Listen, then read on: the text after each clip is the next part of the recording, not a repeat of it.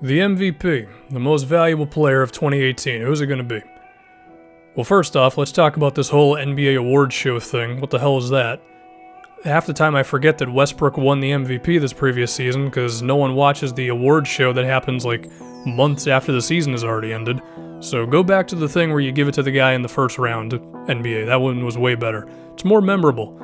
So anyway, who's going to win this thing? Well, if I just look at the dude who won it last year, Russell Westbrook, to me, the reason he won the thing is because of how impressive he was with a team around him that was just not an offensive team.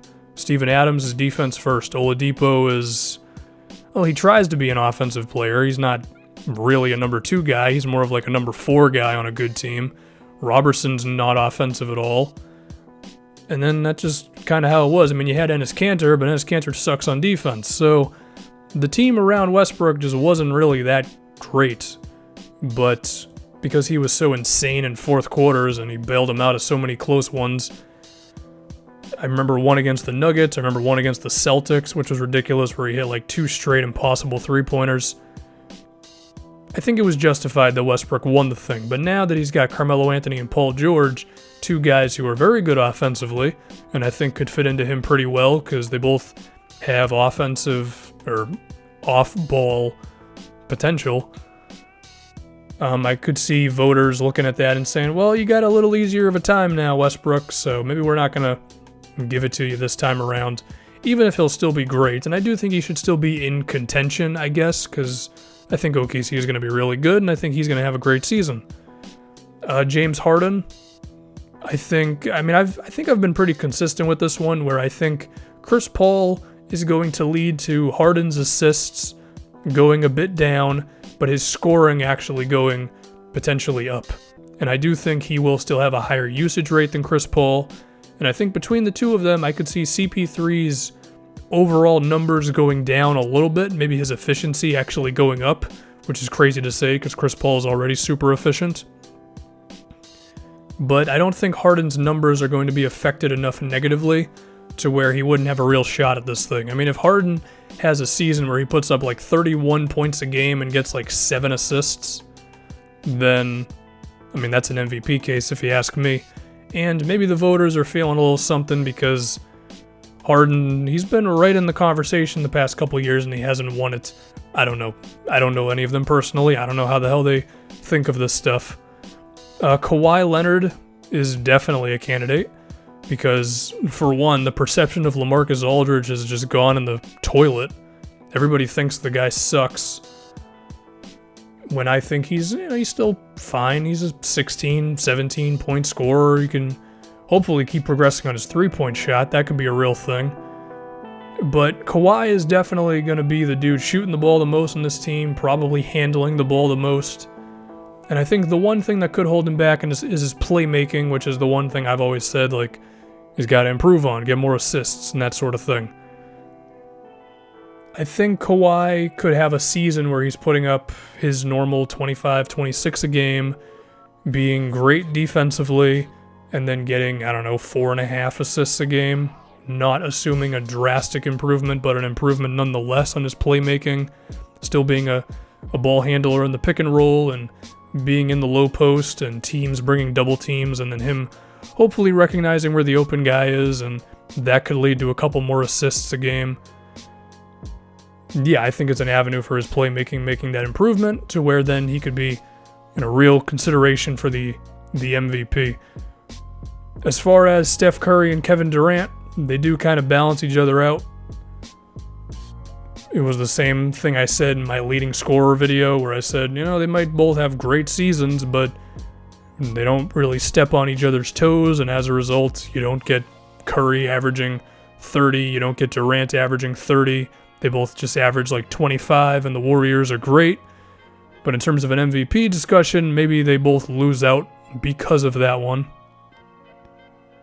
Then if we move to the Eastern Conference, I think LeBron could actually still have a shot here because, Isaiah Thomas is not going to be there to open up the season, and while Dwayne Wade and Derrick Rose and Kevin Love all have offensive capabilities, this is still LeBron James' show.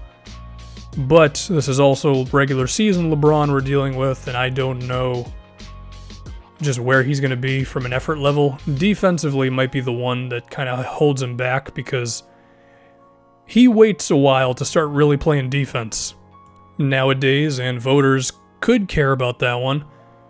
But when we're talking about what they're going to need from him, I mean, with Isaiah Thomas being gone, like, sure, D-Wade and Rose can do stuff, but LeBron's going to have to do a lot. And maybe his minutes don't go down, and maybe he's still forced to do a whole bunch of creating and scoring and beating guys off the dribble for them. And as a result, maybe that means he's the MVP.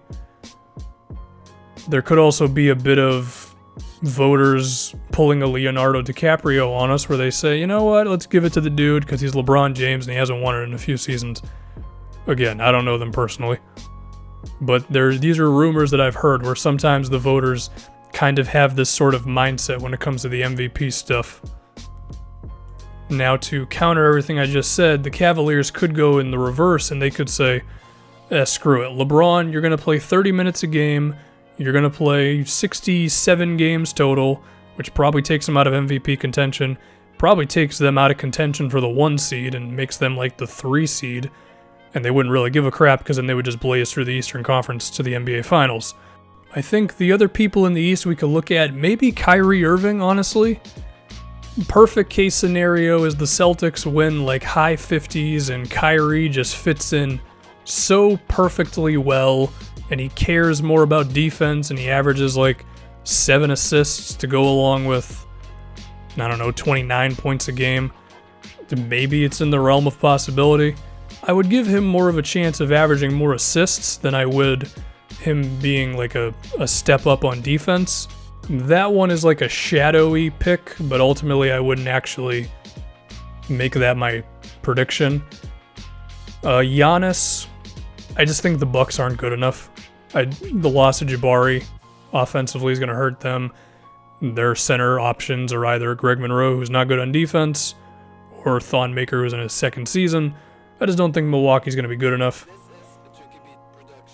And then John Wall, while I am betting that he's going to surpass Chris Paul as the 3rd best point guard in the league this season, I just think he's still going to be a little too down there. Not as good as LeBron, not as good as Kawhi or Harden to really be in there. I think my 2 picks would be between Kawhi Leonard and James Harden, because I just think Kawhi is not going to have anyone else taking shots away from him, and the Spurs are going to win a lot of games, and Chris Paul is going to help James Harden get more shots, and the Rockets are also going to win a lot of games, whereas on the Cavaliers front, I've just seen too many seasons now of a LeBron James-led regular season team just kind of coasting, and I think that's going to hurt him ultimately. I think my pick's James Harden. At this point, I'm giving James Harden everything. I think he's going to be the leading scorer. I think he's going to be the MVP. It is what it is, I think Chris Paul is just going to help him a lot. And I think if I had to go in order, like how is this going to go, it'd probably go Harden number 1, Kawhi number 2, we'll say LeBron number 3, Westbrook 4, I don't know. You can flip-flop, but I think Harden and Kawhi are going to be number 1 and 2, and I think Harden's going to win.